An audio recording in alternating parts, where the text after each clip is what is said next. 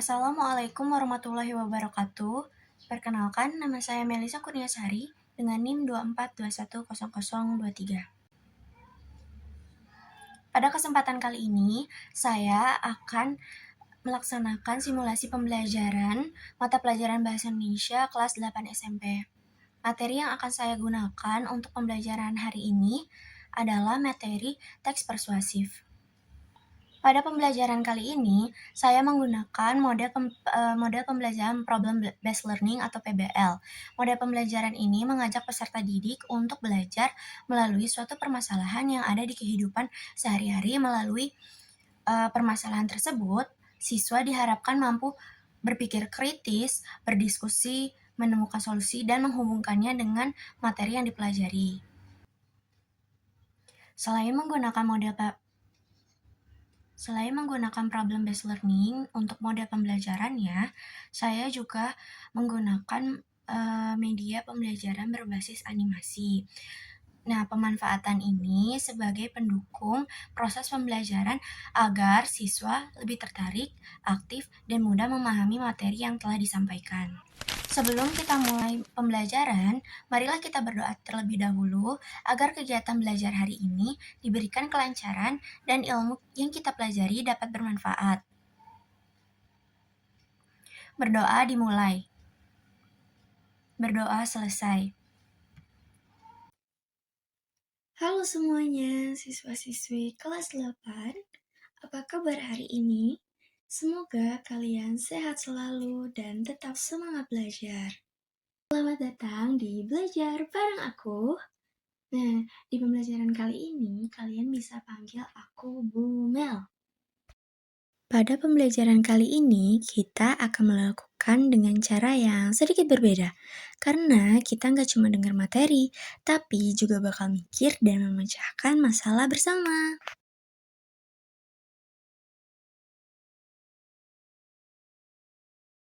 Saya ingin menyampaikan tujuan pembelajaran kita hari ini ya.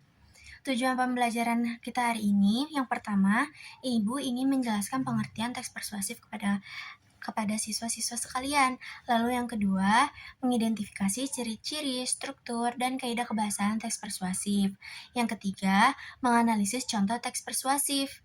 Yang keempat, menyusun teks persuasif berdasarkan permasalahan yang ada di sekitar kalian. Tolong perhatikan gambar dan dialog berikut dengan seksama. Kok ini banyak sampah ya? Jadi gak enak dipandang gini.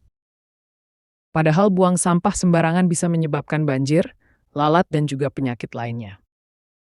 Nah, dari gambar tersebut terlihat lingkungan yang dipenuhi dengan banyak sampah. Setelah menonton animasi yang tadi Ibu paparkan, bayangkan jika kalian adalah seorang pengurus OSIS yang ingin mengajak seluruh siswa di sekolah menjaga kebersihan. Kalau hanya mengatakan, jangan buang sampah sembarangan ya, menurut kalian apakah orang akan langsung menurut?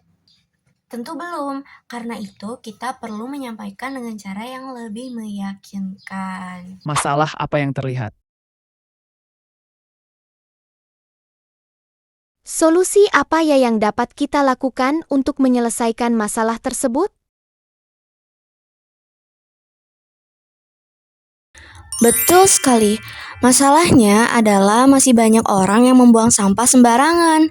Sedangkan salah satu solusinya adalah meningkatkan kesadaran masyarakat untuk menjaga kebersihan lingkungan. Setelah mengetahui masalah dan solusinya, coba pikirkan bagaimana cara kalian mengajak orang lain agar tidak membuang sampah sembarangan. Apakah cukup dengan memberi informasi saja, atau perlu menggunakan kalimat yang dapat membujuk dan mengajak orang lain?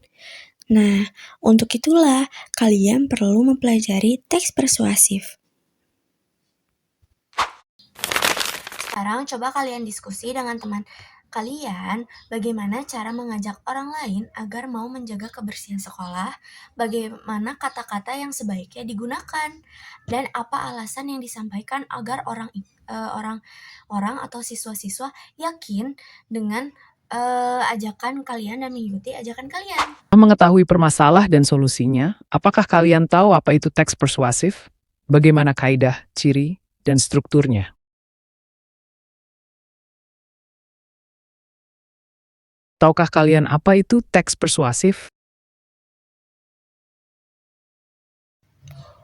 Teks persuasif merupakan teks yang berisikan ajakan atau bujukan. Di dalamnya berisi teks berupa dorongan seseorang untuk mengikuti harapan atau keinginan dari penulisnya. Biasanya, tulisan dari teks tersebut berisikan sesuatu yang memprovokasi untuk membujuk pembaca.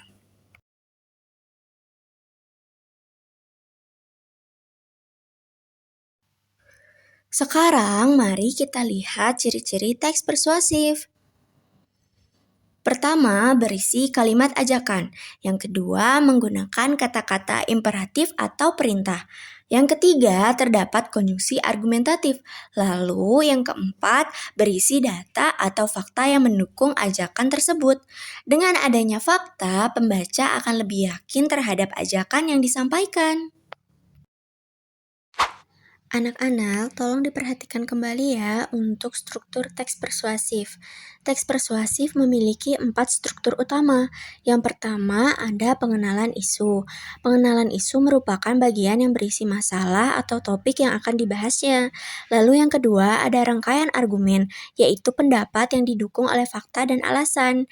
Yang ketiga ada pernyataan ajakan, merupakan bagian yang berisi ajakan kepada pembaca. Lalu yang terakhir yaitu yang keempat ada penegasan kembali. Penegasan kembali merupakan penguatan terhadap ajakan yang telah disampaikan sebelumnya.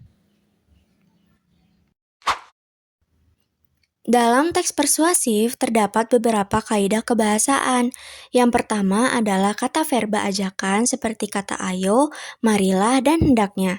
Yang kedua adalah kata verba imperatif, misalnya kata lakukan, hindari, dan buanglah. Yang ketiga adalah kata penghubung seperti kata dan, tetapi, atau, dan sebelumnya. Yang keempat, yang terakhir ini adalah kata kerja mental, seperti kata diharapkan, memperkirakan, dan menyimpulkan. Nah, kaidah-kaidah tersebut membantu penulis untuk menyampaikan ajakan dengan lebih efektif.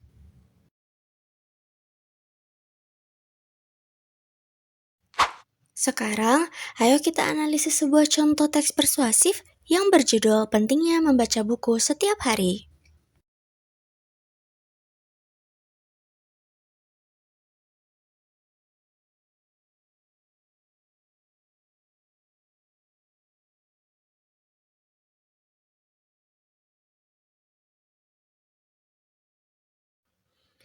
Pada teks tersebut dijelaskan bahwa banyak remaja lebih sering bermain gawai daripada membaca buku.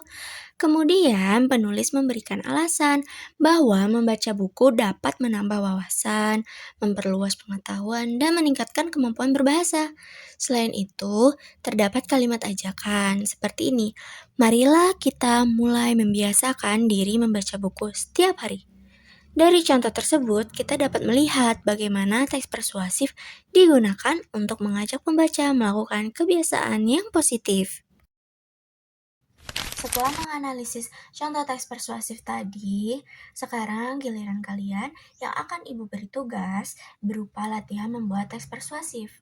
Tadi kan Ibu bertanya kepada kalian, bagaimana cara untuk mengajak orang lain agar ingin menjaga kebersihan. Nah, kata-kata seperti apa yang digunakan agar orang lain itu mengikuti ajakan kalian?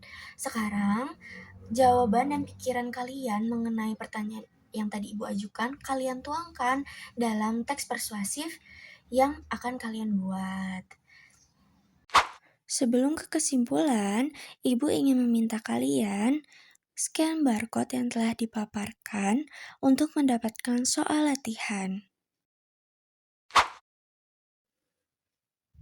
Sebelum kita mengakhiri pembelajaran hari ini, mari kita simpulkan. Hari ini kita telah belajar bahwa teks persuasif adalah teks yang bertujuan untuk mengajak atau membujuk pembaca untuk melakukan sesuatu. Kita juga telah mempelajari ciri-ciri, struktur, kaidah kebahasaan, serta menganalisis contoh teks persuasif.